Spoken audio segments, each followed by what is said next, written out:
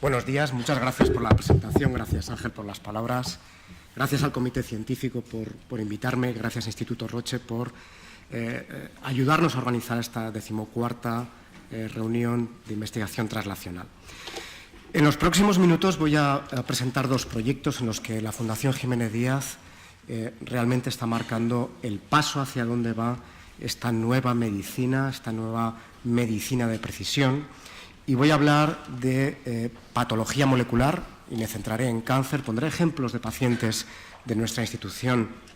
en el que la caracterización molecular ha ayudado a mejorar el tratamiento de los mismos y también, como comentaba Ángel, un proyecto pionero de digitalización en anatomía patológica que tiene una trascendencia más allá de la propia imagen. Y me gusta comenzar mis presentaciones con esta diapositiva que yo creo que contextualiza muy bien la situación en la que nos encontramos. Estamos, como ya comentaba Jesús, en una transición desde una toma de decisiones basadas en la evidencia, en las características de grupos de pacientes, a una medicina basada en la decisión soportada por las características de la enfermedad y también por las propias características de los pacientes, que denominamos medicina de precisión, y en el caso del cáncer, que probablemente es uno de los mejores ejemplos de medicina de precisión, denominamos oncología de precisión. El conocimiento de las alteraciones moleculares de la enfermedad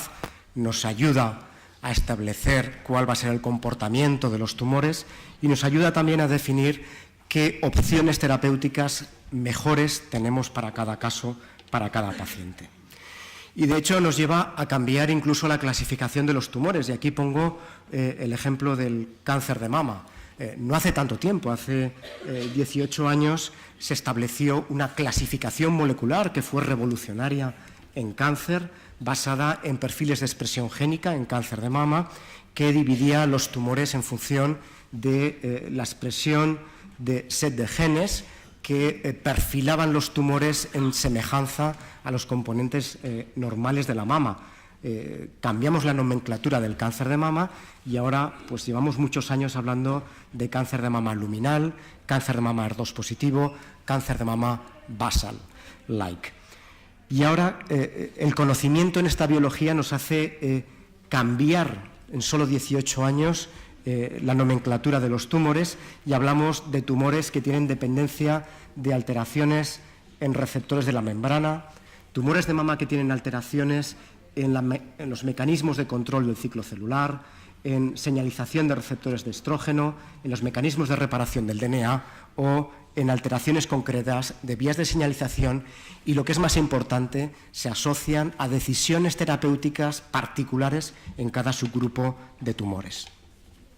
De hecho, cuando revisamos las guías clínicas, encontramos que en diferentes tipos tumorales el número de biomarcadores que comportan decisión de tratamiento con fármacos dirigidos contra diana es cada vez mayor y probablemente cáncer de pulmón es el mejor ejemplo. En cada paciente con cáncer de pulmón de célula no pequeña debemos de determinar las mutaciones de GFR, de BRAF, de HER2, fusiones en receptores de membrana como ALK, ROS1 o RET, alteraciones en otro receptor como MET y también la expresión de PDL1 orientada a la decisión en inmunoterapia. Y por primera vez tenemos biomarcadores que denominamos agnósticos, y esto quiere decir que son biomarcadores independientes del tipo tumoral. Son subgrupos de pacientes, subgrupos de tumores, independientemente de cuál es su origen, que están asociados a una alteración molecular concreta y que pueden ser tratados con un fármaco dirigido. Hablamos de tumores de cualquier localización asociados a fusión de NTRK y después mostrar un ejemplo de éxito en nuestro centro, o tumores asociados a fenotipo de inestabilidad de microsatélites. Y realmente esto tiene un impacto en la mejora de la supervivencia de los pacientes. Aquí pongo 4 estudios distintos que miden el impacto de mejora en supervivencia global, supervivencia libre de progresión o de tasa de respuesta cuando tratamos estos tumores dirigidos por estas dianas moleculares frente a las terapias estándar. Y podemos pasar de tasas de mejora en la respuesta de un 30% frente a un 10% que conseguíamos con la quimioterapia, de un 48% a un 23%. Y probablemente, de nuevo, cáncer de pulmón es el mejor ejemplo. Aquí les muestro la mejora en la supervivencia de los pacientes con cáncer de pulmón de célula no pequeña cuando tratamos alteraciones moleculares concretas. Esta línea azul representa la supervivencia de los pacientes con cáncer de pulmón cuando guiamos esta decisión de tratamiento por una alteración molecular concreta frente al estándar, incluso en aquellos pacientes que tienen la misma alteración pero que son tratados con quimioterapia. Y esto nos lleva a retos en el área de diagnóstico, y al igual que hablábamos de medicina de precisión, oncología de precisión, ya hablamos de patología de precisión, y necesitamos evolucionar en nuestros diagnósticos desde una descripción de los procesos a una información predictiva que vaya a indicar al clínico qué pacientes se van a beneficiar de un determinado tratamiento. Debemos de integrar esta información diagnóstica en todo el proceso de tratamiento y seguimiento de los pacientes y debemos de movernos más allá desde el microscopio, desde el estudio de los tejidos, desde el estudio de la morfología a la integración de datos genómicos y también a partir de fuentes más allá del tejido, fuentes poco invasivas como puede ser la biopsia líquida. Y esto comporta retos que debemos de superar. Sabemos que más de la mitad de los patólogos en nuestro entorno, en nuestro país, en Occidente, tienen más de 55 años. Hay un envejecimiento de nuestro colectivo de patólogos. El número de casos asociados a oncología ha aumentado un 15% en los últimos 20 años y, además, la complejidad en los diagnósticos, la necesidad de técnicas complementarias para llegar a un diagnóstico preciso se ha incrementado un 20% en los últimos 10 años.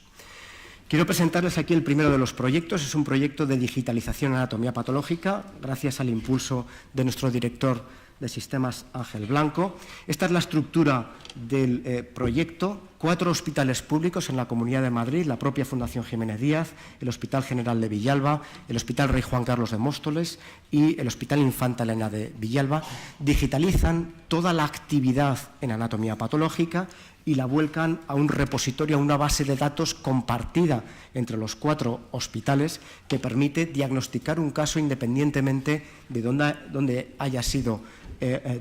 producido, dónde esté el paciente y de dónde se encuentre el patólogo que tenga acceso a este caso. Esto se consigue a partir de unos sistemas de digitalización, unos escáneres de alta precisión localizados en cada uno de los hospitales que vuelcan estas imágenes digitalizadas a un repositorio, a una base de datos virtual que se puede acceder desde cualquiera de los 4 hospitales e incluso de forma remota, un facultativo en su propio domicilio podría acceder por una vía segura a estos casos. Esto permite que podamos estandarizar el diagnóstico, que podamos ser más precisos en esta calidad diagnóstica que damos en el diagnóstico morfológico. Nos va a permitir hacer esa transición que mencionábamos de descriptivo a predictiva en los diagnósticos que realizamos. Podemos integrar esta información en todo el proceso de manejo del paciente y también integrar la información para conseguir esa Big Data que nos va a aportar un valor añadido. Esta digitalización permite conectar equipos de trabajo. Ya he mencionado que cualquier caso puede ser diagnosticado independientemente de cuál sea su origen. Permite unificar procesos, permite unificar procedimientos diagnósticos para los pacientes y esa integración de estos datos morfológicos con los datos de historia clínica permitirá obtener nueva información que nos va a ser útil para mejorar nuestros procesos sobre el paciente. Y esto es lo que vemos en nuestras pantallas. Estamos sustituyendo los microscopios convencionales por pantallas de alta resolución que nos permite ver una preparación histológica, un corte histológico de una biopsia o de una pieza de resección sobre un formato digital y que nos permite navegar y cuantificar estos hallazgos morfológicos. Es un proceso complejo, es un proceso que nos ha requerido 3 años de trabajo intenso entre diferentes actores que participan en este proyecto, desde sistemas, desde el propio soporte de información que nos permite captar y almacenar estas imágenes. Debemos de trazar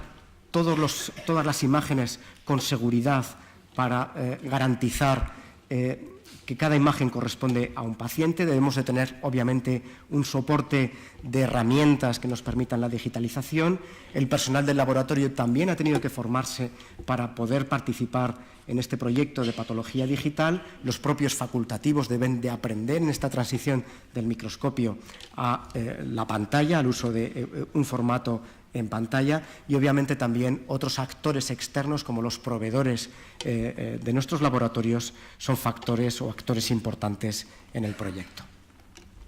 Nos encontramos ahora mismo en una situación en la que toda la actividad de los 4 hospitales se realiza en formato digital y tenemos una proyección a corto y medio plazo que va a permitir integrar herramientas inteligentes que nos van a soportar y asistir en el procedimiento diagnóstico y que pasaré a comentar a continuación. Herramientas que nos van a permitir incluso ser todavía más precisos en el diagnóstico y que en un medio plazo nos van a permitir desarrollar algoritmos inteligentes que van a asistir al patólogo en el proceso diagnóstico. Y aquí muestro algunas de las herramientas y nuestra ruta en cuál van a ser estos proyectos a medio y largo plazo. En primer lugar, desarrollo de algoritmos de asistencia en el diagnóstico en diferentes patologías, en cáncer de mama, cáncer de próstata, cáncer colorectal o de pulmón, que nos van a permitir cuantificar, por ejemplo, algunos de los biomarcadores que realizamos en todas las pacientes con cáncer de mama, que nos van a permitir establecer el grado de agresividad de un tumor y también nos van a permitir, por ejemplo, identificar metástasis en los ganglios linfáticos. Aquí les muestro un ejemplo de los algoritmos de interpretación automática de estos marcadores en cáncer de mama para receptores de estrógeno, de progesterona, para la proliferación Ki67 o la sobreexpresión de HER2 en tumores de mama y que nos permite marcar de forma automática dónde está el componente tumoral y cuantificar los niveles de expresión de estos marcadores que comportan una decisión de tratamiento y comportan también una información pronóstica muy relevante en nuestros pacientes. Y algoritmos también inteligentes que nos van a asistir dentro de los flujos de trabajo dentro del laboratorio. El sistema inteligente va a permitir determinar cuando una imagen es sospechosa de ser, por ejemplo, un tumor de mama y de forma automática va a solicitar al laboratorio la realización de estos biomarcadores adicionales que son necesarios para llegar a un diagnóstico preciso. Es decir, el facultativo, cuando reciba las imágenes en su pantalla, no solo va a tener la imagen que puede ser susceptible de ser diagnosticada de un carcinoma de mama, sino que va a tener ya esos marcadores realizados de forma automática y cuantificados con los algoritmos que antes mencionaba.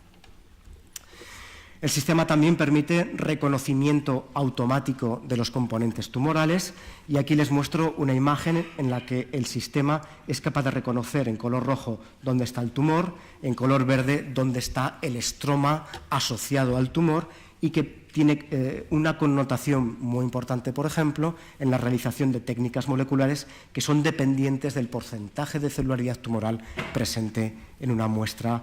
analizada. El segundo proyecto que les quiero comentar es la utilización de esta genómica para la toma de decisiones. Estamos en un momento en el que la disponibilidad de recursos, la disponibilidad de tecnología nos permite aportar mucha información sustancial para mejorar el manejo de los pacientes y voy a poner algunos ejemplos también en casos oncológicos. Estamos en el momento en el que a partir de técnicas que nos permiten identificar alteraciones en un único gen, como pueden ser la inmunohistoquímica, la hibridación in situ o la PCR, disponemos de tecnologías en general denominadas secuenciación masiva o secuenciación de nueva generación que nos permiten analizar de forma simultánea y con gran precisión gran número de alteraciones de forma simultánea. En nuestro centro tenemos experiencia en la utilización de este panel, denominado Oncomine Comprehensive Assay. Es un panel amplio que analiza 161 genes que son relevantes en cáncer, analiza regiones concretas que contienen mutaciones puntuales ciertamente prevalentes y que comportan decisión terapéutica en genes asociados a cáncer. También analiza alteraciones numéricas, amplificaciones de lecciones de estos genes y también fusiones. Ya mencionábamos en la tabla, en mi segunda diapositiva, fusiones que pueden ser relevantes en algunos genes también asociados a decisión de tratamiento. Hemos estudiado casi 2.000 pacientes en nuestro laboratorio con técnicas de secuenciación masiva y aproximadamente en el 10% de los casos encontramos alteraciones que indican tratamiento con fármacos aprobados en una indicación concreta, un 5% pacientes que podrían ser tratados con fármacos aprobados en otra indicación y quizá lo que sea más interesante, un 12% de pacientes que encontramos alteraciones que son relevantes para ser incluidos en ensayos clínicos en fase temprana. Voy a mostrar algunos ejemplos de éxito de pacientes en los que la utilización de la secuenciación masiva ha comportado una decisión de tratamiento y claramente una oportunidad terapéutica en estos casos. El primero de ellos es un varón de 39 años con antecedentes de tabaco con exposición ligera que acude a atención primaria con un dolor sacro persistente de meses de evolución que va empeorando, que él asocia a ejercicio físico intenso desde septiembre de 2017 y que se agrava en enero del 2018 con la aparición de hemoptisis autolimitada. En el estudio de imagen hay una alteración radiológica iliar importante y en febrero del 2018 acudió a una neumología con un dolor óseo de predominio sacro muy intenso que precisa ya tratamiento con opiáceos. Este es el estudio de imagen. Podemos ver lesiones aquí a la derecha importantes a nivel de pulmón y que se asocian en la imagen del centro con una destrucción ósea en hueso, en sacro, que se asocia con el dolor que refiere el paciente. Se intenta acceder a las lesiones pulmonares por vía bronquial, siendo la toma de muestras no satisfactorias y al final se decide el acceso mediante una biopsia con aguja gruesa de la lesión sacra que es diagnosticada de adenocarcinoma de origen o compatible con origen pulmonar. Se realiza el perfil de marcadores. Este es el cilindro obtenido de nuestra imagen digital y observamos un patrón no convencional mediante el estudio de FIS de una de las alteraciones habituales en cáncer de pulmón que realizamos, que es ALK, un patrón no habitual con 3 señales de fusión que pueden ver en color amarillo y 4 señales adicionales en color rojo que representan señales extras probablemente asociadas a translocación de ALK que quisimos confirmar con la utilización de secuenciación masiva. La utilización de este panel nos confirmó efectivamente una translocación de ALK, también poco prevalente, poco frecuente, con un partner no habitual en cáncer de pulmón, que es este gen que aquí les muestro, y que sugiere que podría beneficiarse de la utilización de un inhibidor selectivo. Este paciente tenía también lesiones a nivel cerebral y cerebeloso, con poco edema, lesiones puntiformes, como pueden ver en la imagen, diferentes localizaciones y que se asocian frecuentemente con este perfil de tumores con translocación de ALK. El paciente inicia tratamiento con un inhibidor de ALK, un inhibidor selectivo de nueva generación de ALK y se guarda una conducta expectante del paciente, poco intervencionista, a la espera de cuál va a ser su valoración. El paciente tolera muy bien el tratamiento, sin incidencias, sin alteraciones analíticas, con una rápida mejoría de los síntomas y que permite incluso la retirada del tratamiento analgésico con opiáceos. Y en las pruebas de imagen una clara mejoría, con una regresión muy importante de la lesión destructiva a nivel sacro, después de solo 4 meses de tratamiento, una regresión muy importante que se acompaña también de una regresión de las lesiones cerebrales y cerebelosas. El paciente sigue en tratamiento con un excelente estado general y una estabilización de la enfermedad. El segundo caso es también un adenocarcinoma de pulmón en un varón joven, 41 años, sin antecedentes tabáquicos, que era negativo para los 3 marcadores habituales que estudiamos en cáncer de pulmón, EGFR, ALK y ROS1. Este es el aspecto del adenocarcinoma, un adenocarcinoma bien diferenciado, con cierto hábito lipídico, que con frecuencia se asocia a alteraciones de receptores, que en este caso 2 de ellos, ALK y ROS1, habían sido negativos. Pero encontramos una alteración detectada en el screening por inmunistoquímica de otro receptor, que es NTRK. En realidad es una familia de receptores que ya les mencionaba antes que era uno de los 2 biomarcadores agnósticos independientes del tipo tumoral que ya son reconocidos por autoridades sanitarias para la prescripción de fármacos dirigidos. De nuevo, la secuenciación masiva nos confirmó que efectivamente en este tumor había una alteración de uno de los miembros de esta familia de receptores, en este caso NTRK3. Esta es la confirmación, esta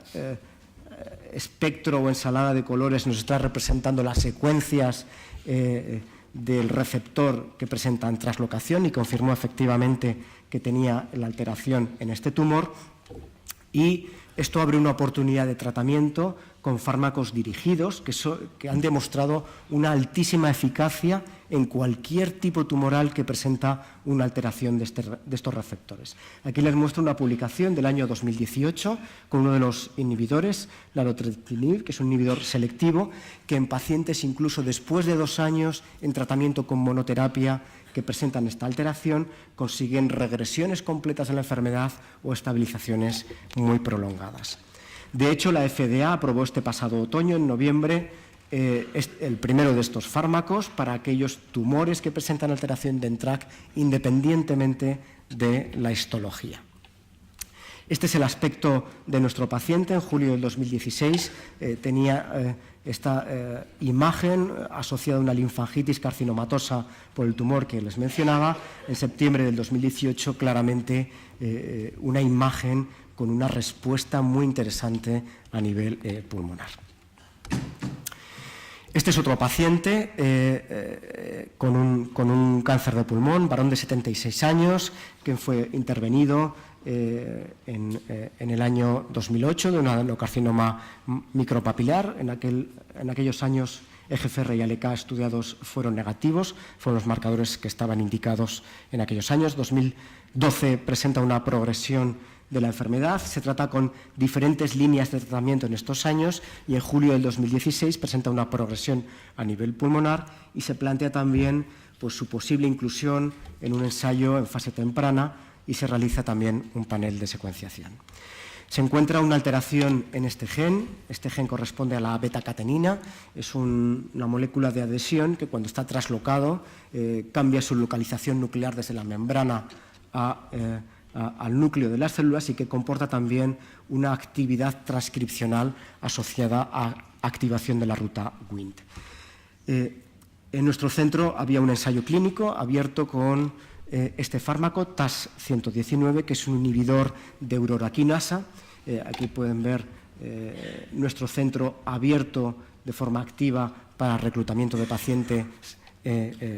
con este fármaco. Y este fármaco, este inhibidor TAS-119, es un inhibidor selectivo de uroraquinasa. Las uroraquinasas son responsables del control de la división celular, de la formación del uso mitótico y de la división de las células, y frecuentemente en los tumores